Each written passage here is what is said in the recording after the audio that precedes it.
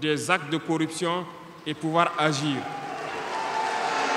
Et ces organes seront prêts. Parce que nous avons beaucoup de gros travailleurs aussi dans l'administration, mais qui sont mis à l'ombre, qui sont souvent mis à l'écart. Parce que pendant longtemps, ce sont les plus corrompus, les plus malhonnêtes qui ont été mis à la lumière, c'est eux qui bénéficient de tous les avantages.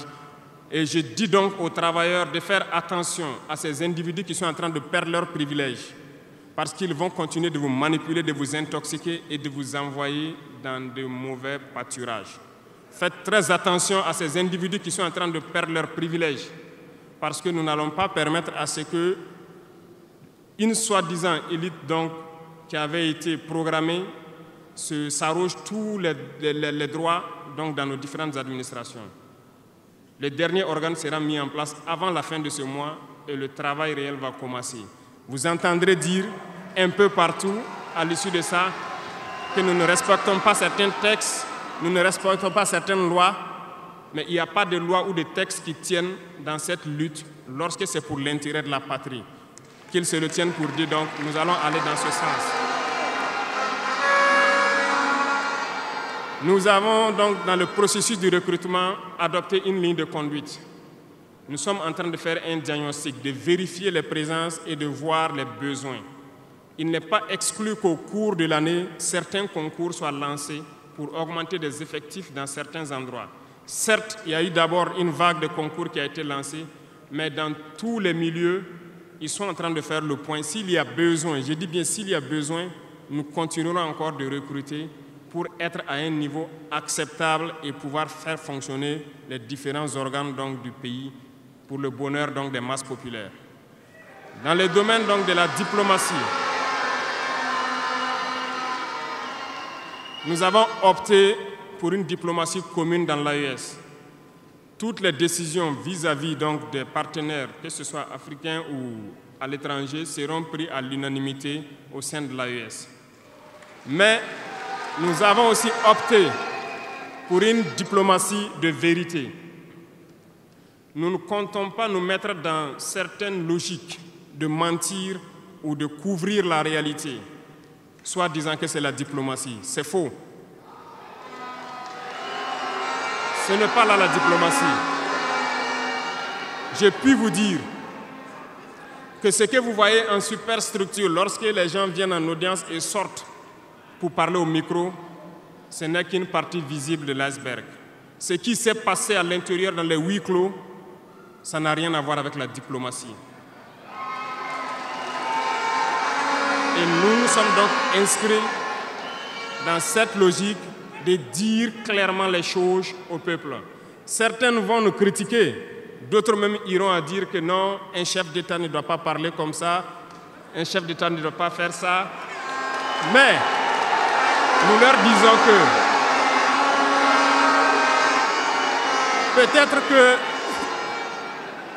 peut-être que ces gens qui critiquent de cette façon lorsque nous disons la vérité, peut-être qu'ils ont une école où ils ont appris à être chef d'État, comment le chef d'État doit être.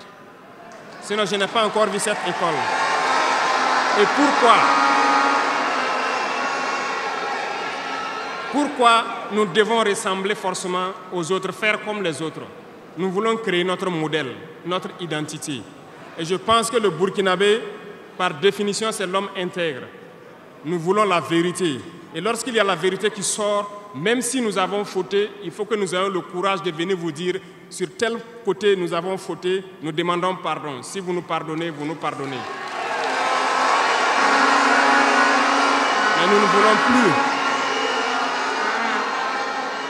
ne voulons plus nous inscrire dans cette diplomatie mensongère. Nous avons, dans une interview, parlé du régime ivoirien. Certains Burkinabés sont montés sur leurs chevaux et critiqués. Je le dis, j'insiste et je persiste. Nous n'avons rien contre le peuple ivoirien, mais nous avons quelque chose avec ceux qui dirigent la Côte d'Ivoire.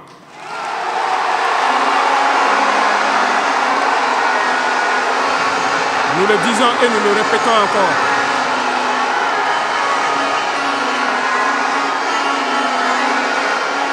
Laissez-moi vous dire quelque chose. Permettez-moi de vous dire quelque chose. Il y a bel et bien à Abidjan un centre des opérations pour déstabiliser notre pays. Personne ne peut le nier et nous vous ferons les preuves dans les jours suivants. Nous vous montrerons des preuves physiques. Vous allez comprendre de quoi nous parlons. Personne ne viendra nous dire qu'au Bénin, il n'y a pas de base française dirigée contre nous. Nous avons les preuves sous la main. 2 bases importantes.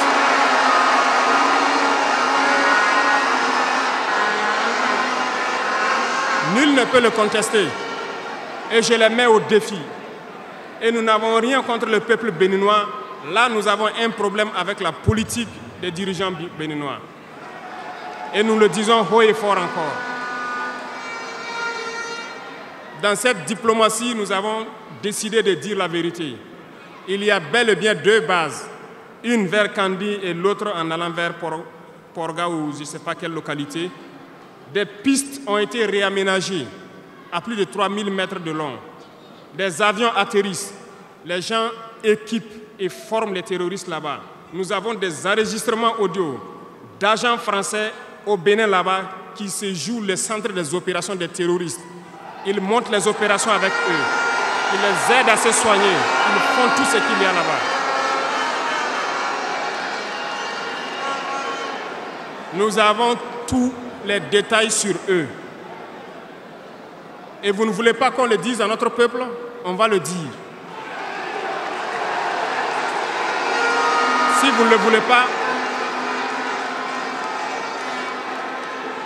s'ils ne le veulent pas, qu'ils arrêtent de se comporter ainsi. C'est simple. Nous n'avons forcé personne à prendre son indépendance. Si vous décidez de rester dans votre situation, mais ne prenez pas vos pays pour en faire des bases arrière parce que ce sont vos populations qui vont en souffrir après. Et ce n'est pas une bonne politique. Nous le disons par expérience, et je le répète toujours, le Burkina a été une base arrière pour déstabiliser certains pays. Et ce n'est pas bien. Le Burkina a été une base arrière à un moment donné pour les terroristes ici. Voilà le prix que nous payons. Donc, pour prévenir les peuples de ces pays dont je parle, doivent parler à leurs dirigeants et qu'ils arrêtent cette politique parce que ça ne les arrange pas du tout.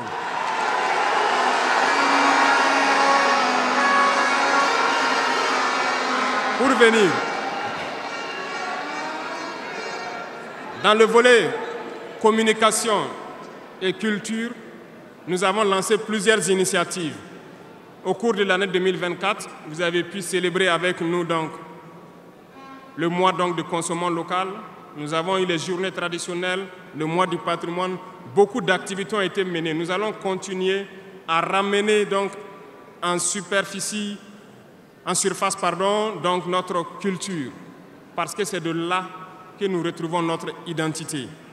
Nous allons continuer des actions dans ce sens, à mettre en valeur notre culture, à mettre en valeur donc nos coutumes et à mettre en valeur le vivre burkinabé. Et nous souhaitons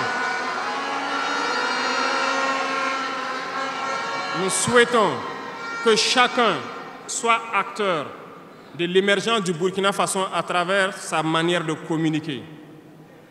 Parce que tout se trouve dans la communication aussi.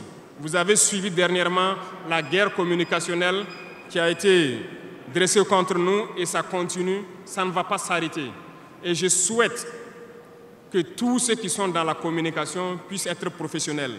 Lorsque nous voulons poser un acte communicationnel, qu'on se pose la question, est-ce que c'est pour la patrie ou contre la patrie, avant de poser l'acte. Peu importe. Vous pouvez ne pas nous aimer, moi, ma personne. Vous pouvez ne pas m'aimer, mais vous devez aimer votre pays. En me faisant du mal, il ne faudrait pas confondre le pays. Et donc, la politique dans le domaine de la communication va devoir aller dans ce sens-là. Et nous serons obligés donc de recadrer la communication sur tous les aspects. Et c'est cette ligne de conduite qui sera donc adoptée. Nous n'allons pas permettre à ce que des Burkinabés communiquent contre le Burkina Faso. Nous allons toujours nous inscrire dans l'éveil des consciences. Nous devons pouvoir sensibiliser les masses populaires pour que les gens comprennent pourquoi nous devons nous battre sur tous les volets.